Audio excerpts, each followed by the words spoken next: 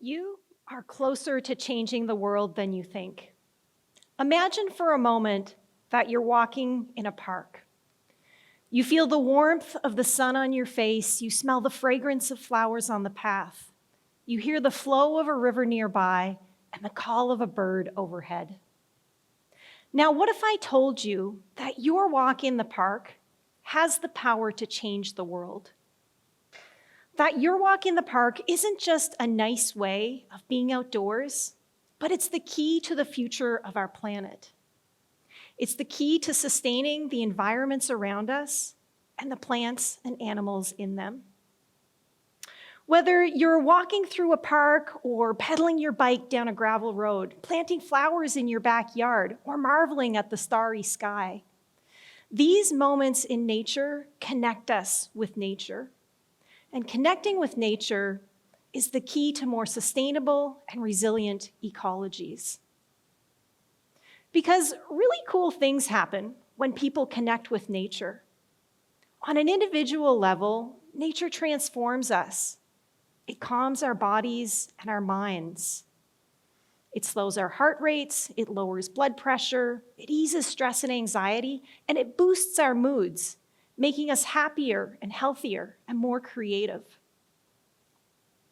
But what about the fish and the birds and the flowers and all the plants and animals that call those places home?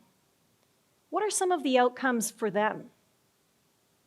We know all too well that many of them face devastating consequences. Habitats are shrinking, pollinators are disappearing, forests are being cleared, entire ecosystems are becoming more and more fragile under the pressure of human activity. But that's not the only possible outcome. Because here's the powerful, hopeful thing. Spending time in nature doesn't just help us, it can help nature too. It turns out when people spend time in nature, they're more likely to care for nature. And that leads to real positive outcomes for the environments that people come to know and love. But how does this happen? In a study I published with a couple of colleagues, we show how people connect with nature to become stewards through 3 ways of relating to nature. Let me share with you exactly how that happens. When we first start spending time in nature, this is a separated encounter. We're like tourists or spectators. We're there, observing, but we're not yet quite connecting with nature. It's like crashing a wedding just to Instagram the flowers without knowing who's getting married or why. And this can happen in all kinds of outdoor activities, whether you're walking through a park or fishing in a river. You're out there, you're taking it in, maybe snapping a few photos, or just stretching your legs, but you're still on the surface of things. Now, I spent a lot of time studying how people connect to nature through fly fishing. And let me tell you, you can spend an incredible amount of time standing in a river fly fishing and never catching any fish, and not knowing why. You might find yourself wondering, are there even any fish in this river? But something shifts in those quiet moments outdoors. You start to notice things. The feel of the current against your legs, an otter slipping by, or a bird building a nest above your head.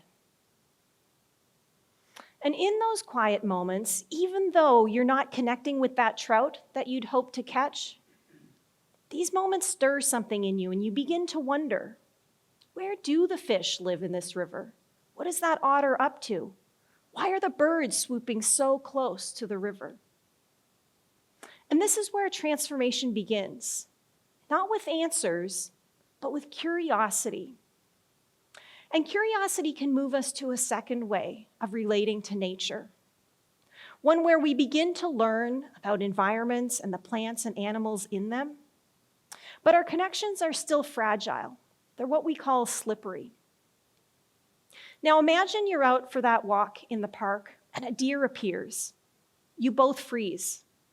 You pull out your phone, but before you can snap a photo, the deer is gone. So next time, you move a little slower, a little quieter, and you start to wonder about and notice things. Where does the deer like to linger? What does it eat? What time does it usually appear? And then you notice something else. It always seems to be hanging out around those broad leafy trees. And a quick internet search tells you that those are oak trees. And oak trees grow acorns. And deer love acorns. And then you start paying attention to where those trees grow and what kind of soil and sunlight they need, and which trees drop the most acorns. And suddenly, you're paying attention to all these other things. You learn that squirrels are actually responsible for where oak trees take root, because sometimes they bury their acorns and they forget about them. And now all of a sudden, you're paying attention to things like squirrels and acorns and sunlight and shade and soil and rainfall. And you're not just looking for a deer anymore. You're tuned into an entire ecosystem. And this is where things really start to shift, when we start tuning in to entire ecosystems. And that can move us to a third way of relating to nature. And this third way of relating to nature is even more powerful, and it can stick with us. Now, imagine you've spent time learning about deer, and one day you find yourself in just the right spot at just the right moment. A deer appears. You're ready, your camera is ready, and for a moment, that deer looks right at you. It's not just a cool wildlife sighting anymore. It feels like a meeting, because you don't just see the deer, you understand why the deer is there. You know about the oak trees that brought it in. And you know about the squirrels and the acorns and the soil and the sunlight that made those oak trees grow, that then shed those acorns. And looking into the deer's gaze can feel like a connection that's hard to describe. A mutual awareness. Scientists and naturalists refer to this as a moral awakening, because it can stir things in you and it can change how you move through the world. Because once you've felt that connection, you want to preserve it. Now, these connections can show up in unexpected and unusual ways. In the summer, as much as possible, I love to start my morning with an ocean swim. Me, the cold Atlantic, and a seabed of creatures, crabs, shrimp, lobster, all usually scattering out of the way like I'm late for a meeting. But on one morning swim, a small shadow didn't scatter. In fact, it kept up with me, stroke for stroke. And when I glanced down, I recognized this traveling fish as a striped bass. Not just curiously checking me out, but committed. It swam with me for an entire kilometer. And when I stopped to turn around, so did the fish. I even managed to snap this photo of the fish waiting for me, like a good training partner ready to resume our swim. And in these moments, something shifted for me.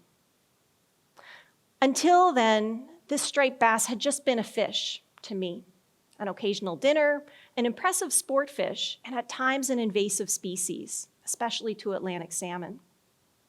But in these moments, this fish wasn't a species or a statistic. It became something else. It became a fellow swimmer.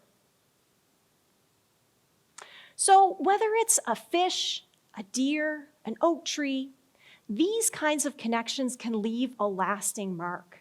This is what my co-authors and I call a sticky way of relating to nature. It sticks with you deep in your bones. And it can change your priorities and your behaviors and your sense of responsibility. And now you don't just act out of curiosity or interest, you act out of care, out of empathy.